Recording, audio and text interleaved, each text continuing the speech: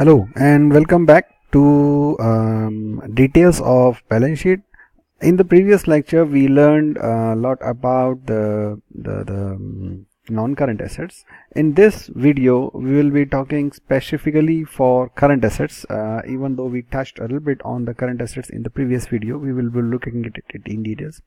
So the current assets usually compiles of inventories and some financial assets like current investments which can be sold or are going to be sold within 1 year. Trade receivables means the customers outstanding from customers where the company has to recover the money. The cash and cash equivalents. Cash equivalents means bank, short-term treasury bonds which can be redeemed on demand.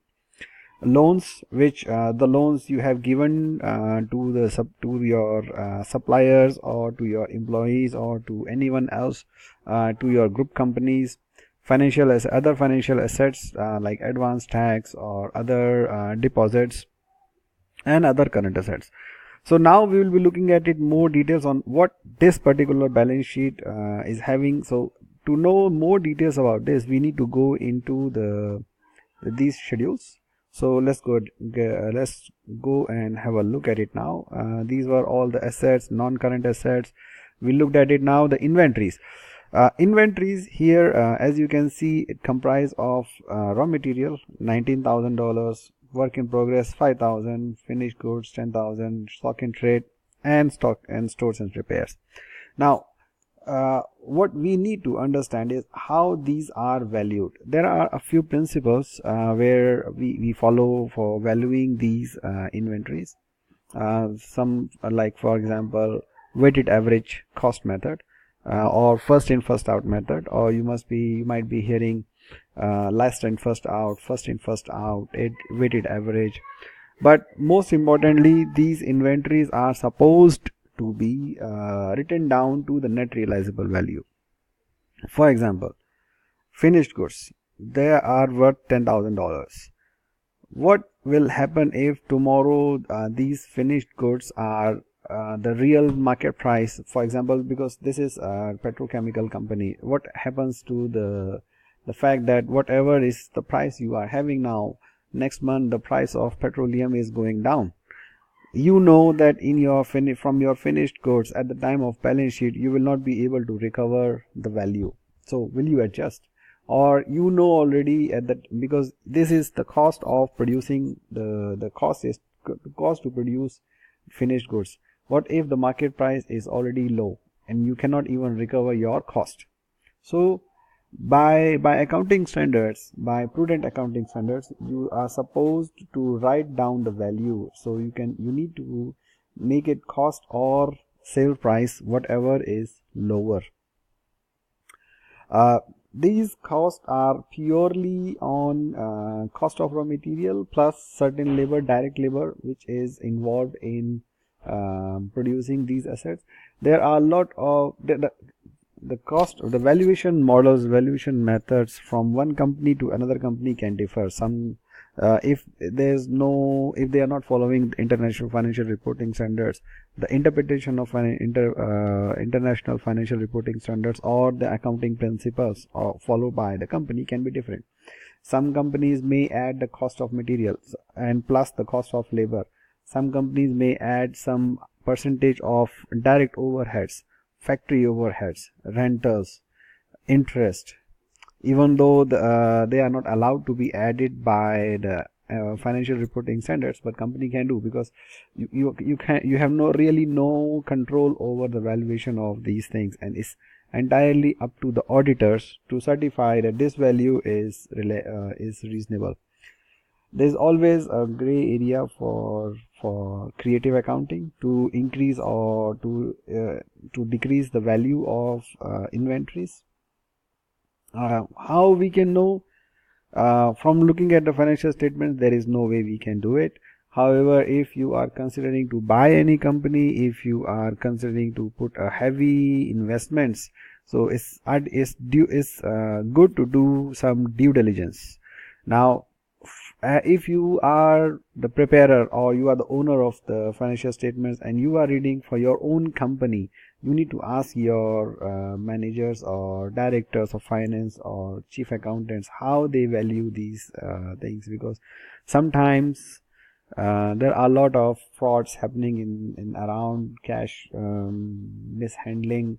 So these are the accounts where things can be hidden very easily, and you will not be getting any idea about how much is the real value of these inventories. So you need to be careful and ask them for more details. The next item in the line was investments, current investments. Now, the current investments, as we said earlier, are mostly which can be realized or can be sold within 1 year and are intended to be sold within 1 year. So here for this particular company case, you can see they are investing heavily on the mutual funds, $21,000, investment in the government securities or other treasury bills, in debentures of the government of India or other companies, and then there are other mutual funds unquoted, means they are not quoted in the market price, they are not quoted on the market place. So here as well there are a lot of gray areas where company can park funds or company can hide the losses or gains. This is not necessarily the market value, it's a fair value, the investment measured at a fair value. Fair value means that if you buy certain items at $10 or $100, you need to see the fair value of in the books of the investments. Maybe that particular company has just made a heavy losses, so the fair value of the investment is going down. But if you want to hide it, you can hide it easily. You just no need to show it out, right? But the losses has been occurred already. Or sometimes you may want to give the investments to your related parties who are not having any intention to return, but you can always classify them as current. So as a user, as a auditor, or as the person who is controlling the financial statements, you need to ask for more details. Unfortunately, the annual reports or the public financial statements, they don't give these kind of details. It has to be come from the company or the person who prepares, and it's available mostly to the senior management or to the owners only. Now, from the point of view of financial reporting standards and from the point of view of stock exchange listing requirements, there are certain categories also which are required to be mentioned for these investments, like financial assets measured at amortized cost. Like here you can see they have recognized on amortized cost only 585, which means that there are certain asset investments where the value has gone down significantly below the cost price, how much they bought it. So there has been a loss occurred on that. There are investments through the comprehensive income, means there has been losses recognized on those, and then through some profit and loss. We are not going to too much technical details of these things, because those are not really daily or small scale things, but it's just good to know. Now, the next item was trade receivables. Trade receivables are, as we said earlier, it's company's accounts, customers' dues, which company has to recover. Now, in this year, you can say that the investments has the trade receivables have increased from $5,000 to $10,000. Can be any factor. These are usually, we need to see the ratios of how many days the company is receiving its money or collecting its money. We will be looking at it in the next lectures when we do the ratio analysis. So for now, and we just need to see that there are trade receivables, they are unsecured and considered good.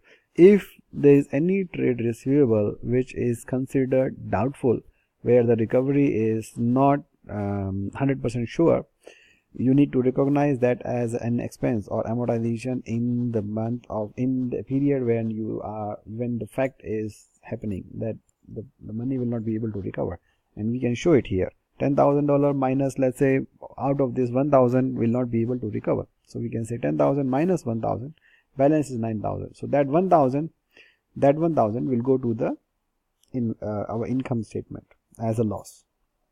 Now, next item in the line was cash and cash equivalent. So here you can say that cash in hand is only very small, 8 crores only. And then the balance is bank is quite a huge sum of money.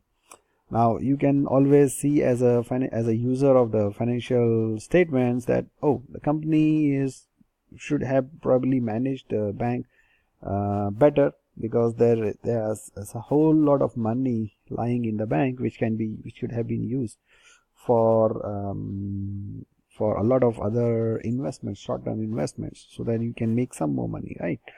But yeah, those are the things that can be managed. Sorry.